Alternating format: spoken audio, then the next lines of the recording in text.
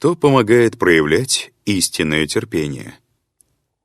Пророк, мир ему, указал нам на молитву и поминания, помогающие мусульманину проявлять терпение. Он сказал: «Кто прочтет 10 словословий после каждого рассветного намаза, тот найдет Аллаха довольным и опекающим его». 5 таких молитв касаются мирской жизни человека, а другие 5 — вечной жизни. Первое. حسبي الله لديني. Аллах достаточен для меня в моей религии. Вторая. حسبي الله لما أهمني. Аллах достаточен для меня в том, что меня заботит. Третье. حسبي الله لمن بغى علي.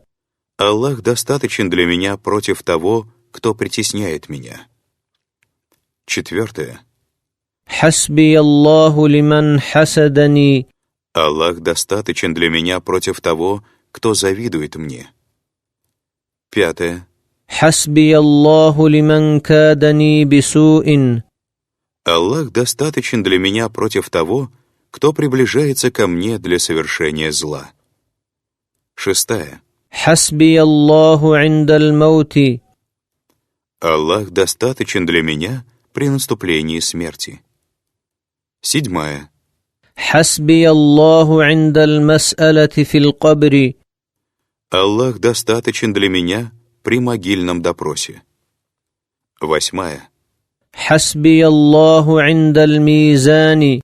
Аллах достаточен для меня при взвешивании моих деяний на весах в судный день. Девятое.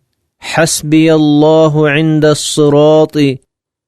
Аллах достаточен для меня при переходе через мост Сират. Десятое. حسبي الله لا إله إلا هو عليه توكلت وهو رب العرش العظيم وإليه أنيب. Аллах достаточен для меня. Нет ничего достойного поклонения, кроме Него, и лишь на Него я уповаю. Он — Господь великого Арша, и к Нему я возвращаюсь.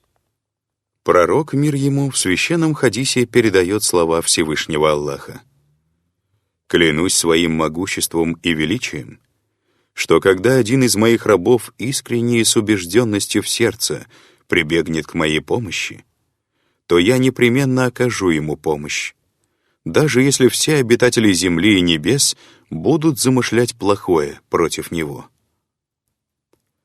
От сподвижника Анаса передается, что пророк, мир ему, больше всего читал эту мольбу: اللهم آتنا في الدنيا حسنة وفي الآخرة حسنة وقنا عذاب النار. «О мой Аллах, даруй нам все хорошее в этом мире и в мире вечном, и береги нас от огня ада». Посланник Аллаха, мир ему, сказал: «Кто прочтет аят Аль-Курси и последние 2 аята суры Аль-Бакара при переживаниях и скорби, тому всемогущий Аллах окажет помощь».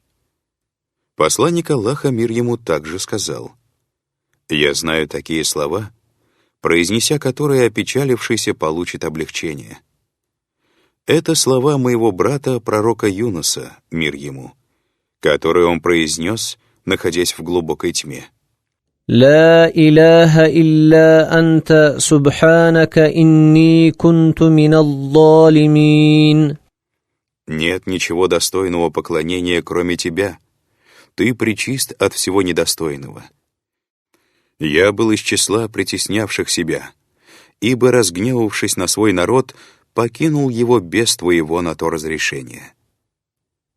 Пророк, мир ему, пояснил: пророк Юнус, мир ему, находясь в чреве кита, обратился к своему Господу с мольбой: «Нет ничего достойного поклонения, кроме Тебя.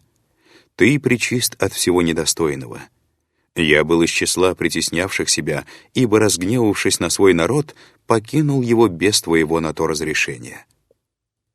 Каждому из мусульман, испытывающему какую-либо нужду и обратившемуся к Аллаху с этой мольбой, всемогущий Творец непременно ответит.